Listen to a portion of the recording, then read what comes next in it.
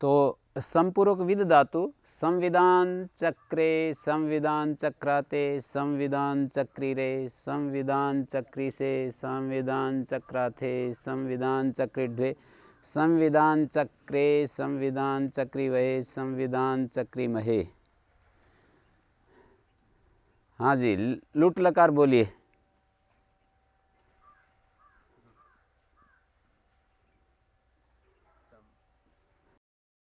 संवेदिता, संवेदिता, संवेदितारो, संवेदितारः, संवेदितासे, संवेदितासाथे, संवेदिताद्वे, संवेदिता है, संवेदितास्व है, संवेदितास्म। हाँ जी, रेट लकार।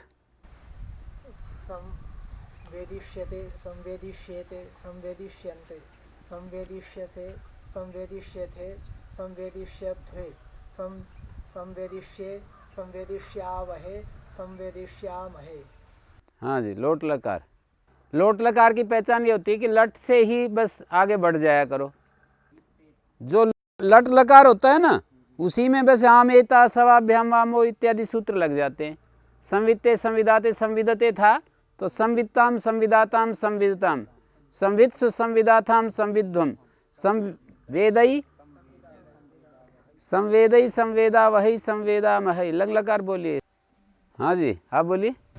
समवित्त, समविदाताम, समविदता,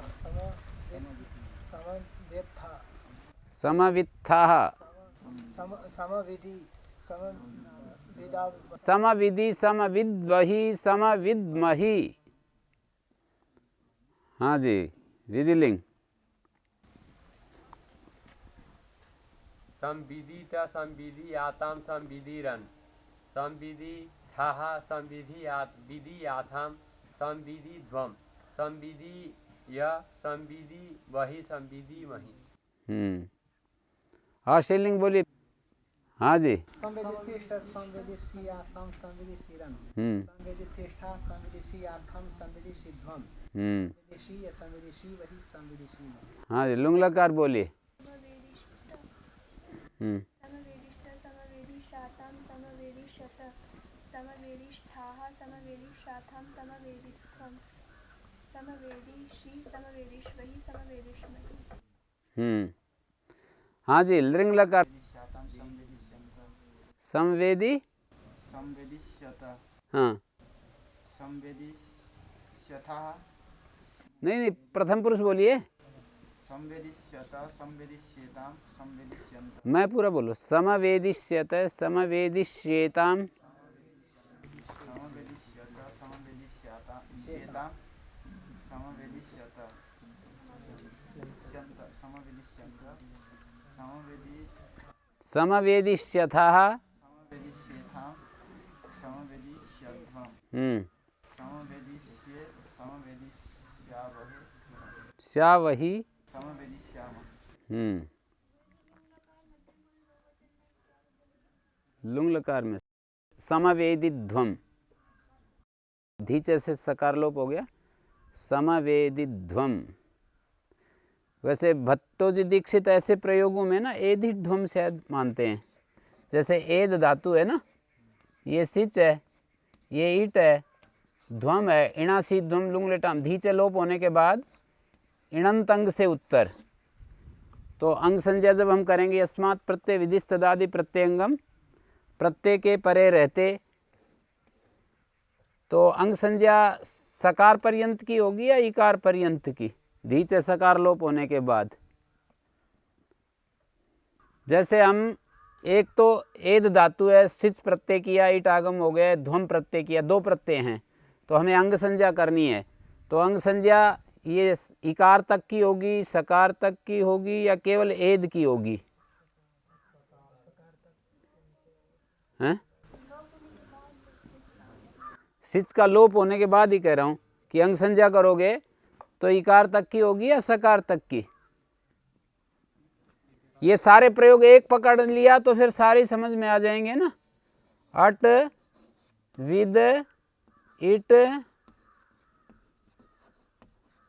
ये जो प्रयोग पढ़ रहे थे अभी, सिच तो प्रत्यय है, ईट आगम कह सकते हो। तो अंग संज्ञा सिच तक की होगी या ईट तक की? किस पक्ष में कौन से तक की होगी? यथोद्देश्य पक्ष में सकार यथोद्देश्य पक्ष का मतलब समझते हैं? यथोद्देश्य पक्ष का मतलब क्या है, पहले तो ये बताओ। सूत्र को जैसे विधि सूत्रों को संज्ञा सूत्रों की आवश्यकता होती है तो वो संज्ञा सूत्रों के पास जाते हैं, संज्ञा सूत्र उनके पास नहीं आते। कार्यकाल पक्ष में संज्ञा सूत्र विधि सूत्रों के हैं। हाँ, मतलब यथोद्देश्य पक्ष में ये होता है कि जहाँ संज्ञा परिभाषाएं पड़ी है ना, वही उनका स्थान होता है। उद्देश्य कहते हैं उच्चारण देश। यथोद्देशम शब्द है ना, तो यथोद्देशम में जो ये उद्देश्य शब्द है, उद्देश्य शब्द का अर्थ होता है उच्चारण देश, आमनान देश। संज्ञा परिभाषाएं जहाँ उच्चारण किए हैं ना, यथोद्देशम संज्ञा परिभाषम, ऐसा सूत्र है, परिभाषा है। संज्ञा परिभाषाएं उच्चारण देश का अतिक्रमण ना करके रहते हैं। यथोद्देशम का मतलब, यथा का मतलब है यहाँ पर अनतिक्रम्य, उद्देशम अनतिक्रम्य, उच्चारण देश का अतिक्रमण न करते हुए संज्ञा परिभाषाएं काम करती हैं। मतलब उच्चारण देश का अतिक्रमण नहीं करती, अर्थात अपने जहां बैठी हैं वहीं बैठी रहती हैं और तब कार्य करती हैं। संज्ञा परिभाषाएं उच्चारण देश का अतिक्रमण न करते हुए कार्य करती हैं, जहां उनको पढ़ा है वहीं पर कार्य करती हैं। तो यथोद्देश्य पक्ष में तो स्पष्ट ही सकार तक की अंग संज्ञा होगी ना, क्योंकि धीचे जो सूत्र है सकार लोप किया वो असिद्ध हो जाएगा पूर्वोत्तरा सिद्धम से, यस्मात् प्रत्यय विधि तदादि प्रत्ययंगम सूत्र की दृष्टि में। यस्मात् प्रत्यय विधि जो अंग संज्ञा विधायक सूत्र है उसकी दृष्टि में असिद्ध हो जाएगा ना धीचे। तो इसलिए उच्चारण देश जहां है इस संज्ञा का, यस्मात् प्रत्यय विधि तदादि प्रत्ययंगम, इस संज्ञा का जहां उच्चारण देश है वहीं जब अंग संज्ञा करोगे तो कहाँ तक की अंग संज्ञा होगी, तो पूछेंगे तो सकार तक की होगी। और कार्यकाल पक्ष में ये जो सूत्र हैं विधि सूत्रों के पास जाते हैं। तो इणा सिद्धम लुंग लिटाम धो अंगात सूत्र में अंगात पड़ा है ना, इणंत अंग, तो वहां जाकर के ये अंग संज्ञा करेगा तो धीचे सकार लोप असिद्ध नहीं होगा, तो फिर अंग संज्ञा जो होगी कार तक की होगी, है ना। वहाँ पे जाकर तो कैसे किस प्रकार सिद्ध नहीं होगा, जैसे अंग यस्मात् प्रत्यय विधि तदादि, ऐसा नियम है ना कार्यकाल पक्ष में। यथोद्देश्य पक्ष में त्रिपादी के सूत्र यहाँ असिद्ध रहते हैं, इसलिए यहाँ आकर के अपना कोई कार्य नहीं करेंगे। त्रिपादी असिद्ध है सपाद सप्ताध्यायी के प्रति।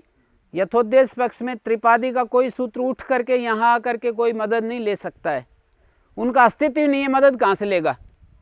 सपाद सप्ताध्यायी के प्रति त्रिपादी का कोई अस्तित्व ही नहीं है तो वो मदद क्या लेगा, अस्तित्वहीन है वो, तो वो यहाँ क्या मदद लेंगे।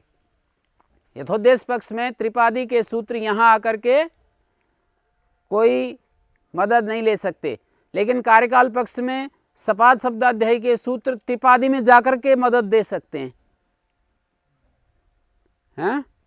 सपाद शब्दाध्यायी के सूत्र त्रिपादी में जाकर के तो मदद दे सकते हैं, पर वे सूत्र यहाँ आकर मदद नहीं ले सकते। और जैसे सपाद सप्ताध्यायी में कोई काम हो दोनों सूत्रों के बीच में, फिर उनमें कार्यकाल और ये यथोद्देश्य पक्ष किस प्रकार देखेंगे? उसमें भी ऐसा ही है, जैसे उच्चारण देश जहाँ है वही यथोद्देश्य पक्ष के हिसाब से रहेगा, वहाँ तो दोनों ही पक्षों में आप कोई दिक्कत नहीं है। त्रिपादी के प्रसंग में ही थोड़ा अंतर पड़ता है। सपाद सप्ताध्यायी के ही सूत्र है ना, थोड़ा अंतर उसमें भी पड़ता है। जैसे सपाद सप्ताध्यायी के दो सूत्र हैं, तो यदि आप भय संज्ञा और पद संज्ञा है जैसे, तो यूँ समझो कार्यकाल पक्ष में, तो कार्यकाल पक्ष में ये जो भय संज्ञा है कहाँ जाकर कार्य करेगी, भस्य अधिकार में, है ना। और पद संज्ञा जो है वो पदस्य के अधिकार में कार्य करेगी कार्यकाल पक्ष में। तो उसमें जो है संज्ञाओं के बीच में हम वो दिखाएं ना विप्रतिषेधे परम कार्यम, तो वो नहीं दिखा सकते हैं। जैसे 2 सूत्र यहां पर पढ़े हैं, यचिभम तत्स्वादिष्ट सर्वनाम स्थाने सूत्र पढ़े हैं ना, तो यथोद्देश्य पक्ष में ही हम दिखा सकते हैं कि स्वादिष्ट सर्वनाम स्थानम और यचिभम इन दोनों में से एक संज्ञा अधिकार में पढ़े हैं, तो परंतु से जो है यचिभम से भय संज्ञा हो जाएगी, पद संज्ञा नहीं होगी। ये जो बात है ये यथोद्देश्य पक्ष में ही संभव होगी। कार्यकाल पक्ष में एक संज्ञा अधिकार से बहिर्भूत हैं, एक संज्ञा अधिकार से बाहर हो जाते हैं ना। फिर कार्यकाल पक्ष में यचिभम भी स्वादिष्ट सर्वनाम स्थाने भी दोनों सूत्र बाहर चले गए, एक संज्ञा अधिकार से बाहर चले गए। तो फिर आप ऐसा नहीं कह सकते कि एक ही संज्ञा होगी। भय संज्ञा भी हो सकती है, पद संज्ञा भी हो सकती है। यथोद्देश्य पक्ष में ही आप ये हेतु दे सकते हैं। आकड़ारा देखा संज्ञा एक संज्ञा होती है। कौन सी एक संज्ञा होती है? या परा अनवकाशाच, मतलब जो आकड़ारा देखा संज्ञा सूत्र है ना, उस प्रकरण में एक संज्ञा होती है। कौन सी एक संज्ञा होती है पूछेंगे तो उत्तर दिया जाता है या परा अनवकाशाच, जो 2 सूत्रों में, मतलब जो सूत्र क्रम में जो पर है और जो अनवकाश है, या परा अनवकाशाच।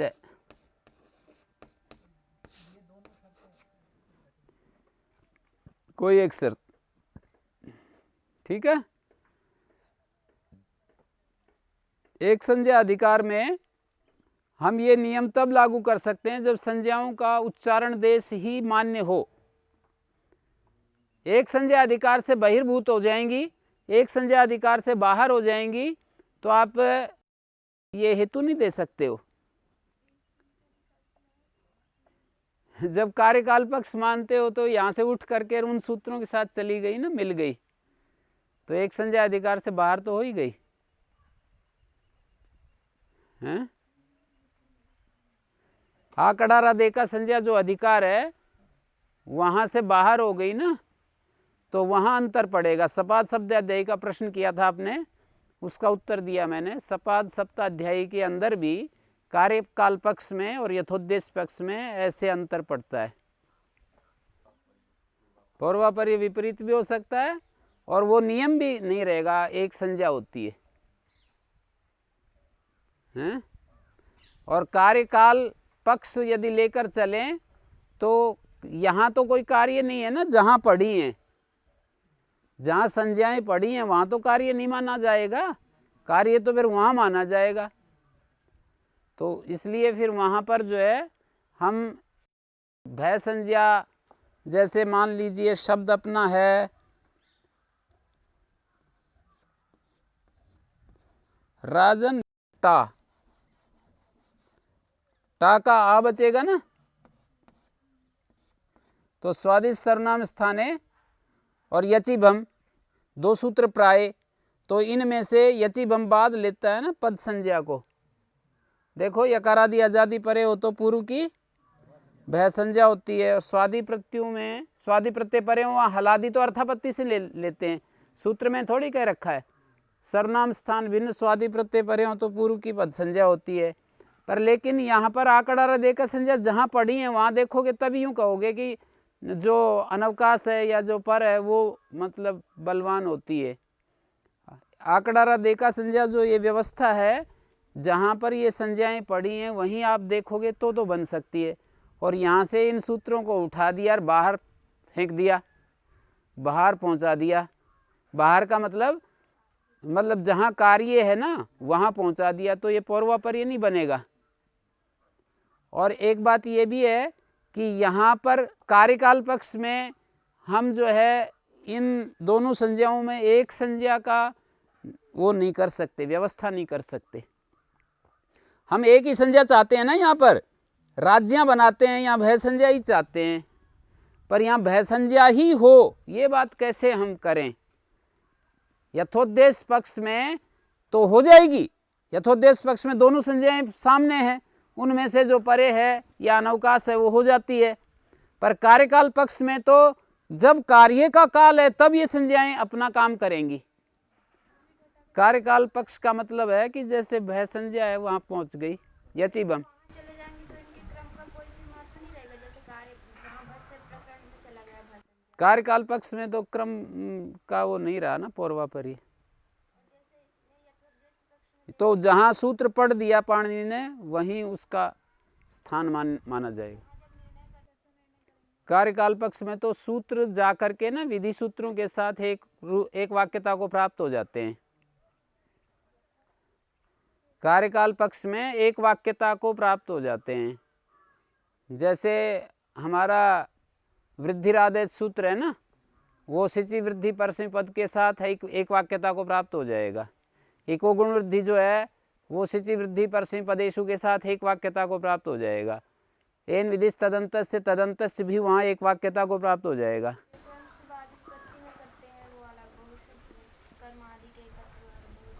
हाँ, एक वाक्यता बन जाती है ना।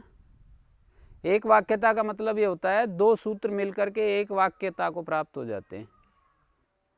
एक पद एक वाक्यता होती है और एक वाक्य एक वाक्यता। तो कार्यकाल पक्ष में पद एक वाक्यता है, यथोद्देश पक्ष में वाक्य एक वाक्यता है। तो इसको आप ऐसे समझिए, ये उपजीवी उपजीवक भाव में ना, ये जो है उपजीवी का मतलब होता है उपकारक और ये होता है उपकार्य।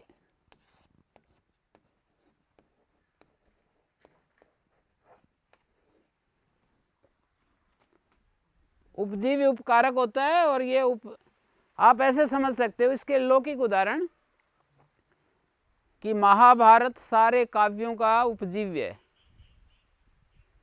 जो महाभारत होता है ना वेद व्यास का, सारे उत्तरकालिक जितने भी कवि थे ना उन कवियों का उपजीव्य है, माने उसका सहारा लेकर के अगले वाले कवि प्रवृत्त हुए हैं।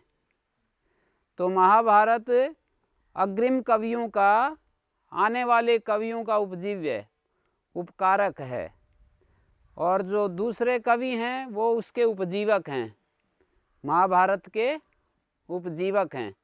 तो महाभारत जो है उपकारक है और अन्य कवि उपकार्य हैं, उनका उपकार किया है महाभारत ने। समझ गए? दो चीज़ें हैं ना अपने पास, संज्ञा परिभाषा और विधि। तो इनके बीच में हम देखें उपजीवी उपजीवक भाव, तो संज्ञा परिभाषाएं किसको तो उपजीवी कहोगे, किसको उपजीवक कहोगे? जैसे एक तरफ विधि सूत्र हैं, एक तरफ संज्ञा परिभाषाएं हैं। तो इनमें उपजीवी उपजीवक भाव देखोगे तो मैं पूछूं कि क्यों, कौन तो उपजीवी है, कौन उपजीवक है? संज्ञा परिभाषाएं उपजीवी हैं, विधि सूत्र जो है उपजीवक हैं। वो उपकार ले रहे हैं उनसे, अपने अर्थ को पूर्ण करने के लिए सहायता ले रहे हैं वो। ठीक है ना? मतलब जब तक ये पता नहीं चलेगा कि किसके स्थान में गुण करें वृद्धि करें तो वो सूत्र अधूरा रहता है, या गुण वृद्धि क्या होते हैं ये पता नहीं चलेगा तो वो क्या कार्य करेगा। तो इसलिए जो है, तो यहाँ पर जो है यथोद्देश पक्ष में ये है वाक्य एक वाक्यता, अर्थात वो एक वाक्य और ये एक वाक्य, ये दोनों वाक्य एक दूसरे के उपकारी उपकारक भाव से अन्वित होते हैं, उपजीवी उपजीवक भाव से अन्वित होते हैं। एक वाक्य तो है सिचि वृद्धि परस्मै पदेषु और एक वाक्य है इका स्थाने गुण वृद्धि भवति, ये परिभाषा वाक्य है। इका स्थाने यत्र गुण वृद्धि विधीयते तत्र इका स्थाने भवता, ये तो एक वाक्य है। और एक वाक्य है परस्मै पद में सिच परे रहते अंग को वृद्धि होती है, ये दो वाक्य हो गए ना अलग अलग। इनमें इन दोनों वाक्यों में संबंध बिठाना है हमारे को। उधर 7वें अध्याय के दूसरे पाद में एक वाक्य है और इधर ये शुरू में ही एक वाक्य है। इन दोनों वाक्यों का परस्पर संबंध बिठाना है। संबंध बैठेगा, कोई एक संबंध उनमें बताया जाएगा, तो इन दोनों में संबंध है उपजीवी उपजीवक भाव। संबंध तो अनेक प्रकार के होते हैं, पर ये विधि सूत्र और संज्ञा परिभाषा के बीच जो संबंध है वो उपजीवी उपजीवक भाव संबंध है, स्वस्वामी संबंध नहीं है, अवयव अवयवी संबंध नहीं, ऐसे बहुत सारे संबंध होते हैं। यहाँ उपजीवी उपजीवक भाव संबंध है। संबंध बहुत है ना, व्याप्य व्यापक, आधार आधेय, ऐसे ऐसे बहुत होते हैं, समीप समीपी, ऐसे संबंध बहुत होते हैं। यहाँ इनका संबंध है उपजीवी उपजीवक संबंध, अर्थात संज्ञा परिभाषाएं वाला जो वाक्य है वो उपजीवी बनेगा और विधि सूत्र वाला वाक्य उपजीवक बनेगा। ये तो वाक्यिक वाक्यता हो गई ना, दो वाक्यों का उपजीवी उपजीवक रूप से संबंध बिठा दिया, यही वाक्यिक वाक्यता है। ये तो यथोद्देश्य पक्ष में है, क्योंकि यथोद्देश्य पक्ष में उस सूत्र ने अपना एक वाक्य बोल दिया, जहां पर वो उच्चारण किया है वहीं पर एक वाक्य उसने बोल दिया कि किस स्थान में जहां गुण हो वृद्धि हो ऐसा कहा जाए किस स्थान में होते हैं, एक वाक्य बोल दिया। अब उधर भी कह दिया अंग को वृद्धि होती है, सिचि वृद्धि परस्मै पदे से एक वाक्य। अब इन दोनों वाक्यों का ये उपजीवी उपजीवक भाव से संबंध कर दिया, इसको कहेंगे दो वाक्यों की एक वाक्यता। वाक्य एक वाक्यता का मतलब है दो वाक्यों की एक वाक्यता, और पदैक वाक्यता होती है दो पदों की एक वाक्यता। दो पदों की एक वाक्यता को पदैक वाक्यता कहते हैं। दो अलग अलग पद हैं उनकी एक वाक्यता। कार्यकाल पक्ष में पदैक वाक्यता दिखाई गई है, और वो इस तरह से दिखाई गई कि जैसे मान लीजिए सार्वधातुकार धातु का ये सूत्र है, यहाँ जो उदाहरण दिया है सार्वधातुकार धातु के सूत्र है, कंगति से एक परिभाषा मान लिया क्योंकि ये उसकी सहायता कर रहा है एक प्रकार से। वैसे तो निषेध सूत्र है, पर परिभाषा रूप में इसको देखकर हैं, हाँ नहीं, कंगति जैसे दिया है उसी को मैं दिखाता हूँ अभी। कंगति जैसे एक निषेध सूत्र है, पर उसको परिभाषा के रूप में देखते हुए कई बार वो तो हम किस एंगल से देख रहे हैं उसके ऊपर डिपेंड करता है। जैसे अप्रयुक्त एकाल प्रत्यय को भी हैं निषेध रूप परिभाषा, हाँ निषेध तो कर रहा है, पर एक्चुअल में वो परिभाषा के रूप में भी देख लिया गया। तो परिभाषा में दो हिस्से होते हैं ना, एक तो लिंग होता है और एक उसका कार्य करने वाला भाग होता है। जैसे हम कहें कि षष्ठी स्थान योगा, अनियत योगा षष्ठी, ये तो लिंग है, स्थाने जो है उसका काम करने वाला भाग है। तस्मिन निर्दिष्टे पूर्वज, तस्मिन ये लिंग है और पूर्वज से उपस्थित हो जाता है। एन विधि लिंग है, तदंत से उपस्थित हो जाता है। कंगति च सूत्र में भी ये मतलब उसमें लिंग है कित गित निमित्तक गुण वृद्धि। कित गित निमित्तक जो गुण वृद्धि है ये तो लिंग है, और वो नहीं होते, ये उसका कार्य करने वाला भाग है। हैं? जैसे अप्रयुक्त एकाल प्रत्यय को भी वहां पर परिभाषा के रूप में व्याख्या किया है व्याख्याकारों ने। अप्रयुक्त एकाल प्रत्यय तो संज्ञा सूत्र है, पर इस तरह से उसका कर देते हैं कि एक अल प्रत्यय इस लिंग को देख करके अप्रयुक्त अपना कार्य करेगा। नहीं तो आचार्य की वो उसकी संगति ऐसे बिठाते हैं कि संजी हमेशा पहले होता है, संज्ञा बाद में होती है ना। जैसे अदेंग गुणा में अदेंग संजी पहले, गुण बाद में। वृद्धिरादेश में कहते हैं कि भाई वृद्धि पहले जो प्रयोग किया है विशेष प्रयोजन से किया है। आचार्य सबका बढ़ोतरी चाहते हैं, सबकी वृद्धि चाहते हैं। मंगल के लिए उन्होंने वृद्धि शब्द का पहले प्रयोग कर दिया है कि वो जो है सबकी वृद्धि की कामना कर रहे हैं। तरप तमों में तरप तम संजी है, घ संज्ञा है। पूरी अष्टाध्यायी में आपको ये नियम लागू होगा, संजी पहले संज्ञा बाद में। वृद्धिरादेश एक नियम जहाँ तोड़ा है वहाँ पर संज्ञा पहले रखी संजी बाद में, उसका प्रयोजन बताते हैं कि आचार्य मंगल चाहते हैं सबका। वृद्धि शब्द बोलने से सबके लिए आशीर्वाद दे रहे हैं कि सबकी वृद्धि हो, हमारी भी वृद्धि हो, सबकी वृद्धि हो, पढ़ने पढ़ाने वालों की वृद्धि हो। हैं? फिर ये ऐसा करने के बाद भी अप्रयुक्त एकाल प्रत्यय में फिर नियम तोड़ दिया है। समझ गए? तो एक तो समाधान इसका ये देते हैं कि यहाँ पर अप्रयुक्त एकाल प्रत्यय संज्ञा सूत्र ना मान करके इसको परिभाषा सूत्र मान लो कि एकाल जो है परिभाषा सूत्र वही होते हैं जहाँ एक लिंग भाग हो। लिंगवती परिभाषा भवती, परिभाषाएं जो हैं लिंग वाली होती हैं। तो इसमें क्या लिंग देखा गया? एकाल प्रत्यय लिंग और अप्रक्त के रूप में वो कार्य करेगा। एक तो ये समाधान, और कोई समाधान इसमें सूझता नहीं है। दूसरा हम कहें कि मंगल आचार्य ऐसा कभी कभी बीच में भी मंगल करते हैं, भूआदो धात्वा में भू को पढ़ा है, और ये अप्रिक्त को भी, अप्रिक्त से भी मंगल, तुम्हारा जीवन अप्रिक्त रहे। अप्रिक्त का मतलब होता है संसार के इन संबंधों के बीच में भी कमल की तरह से तुम अलग रहो, बिल्कुल हैं, निर्लेप रहो। अप्रिक्त का मतलब निर्लेप रहो। एक अल प्रत्यय जो है अप्रिक्त कार्य करता है, जैसे इन विधिस तदंतस, तदंतस कार्य करता है। एकाल प्रत्यय तो लिंग हो गया। जहां भी एकल प्रत्यय है, जैसे हम कहते हैं ना षष्ठी स्थाने होगा, षष्ठी लिंग को देखकर स्थाने उपस्थित हो जाता है ना। तस्मिनिति निर्दिष्ट है पूर्वस्य, तस्मिन लिंग को देखकर पूर्वस्य उपस्थित हो जाता है। हैं? लिंग माने चिन्ह,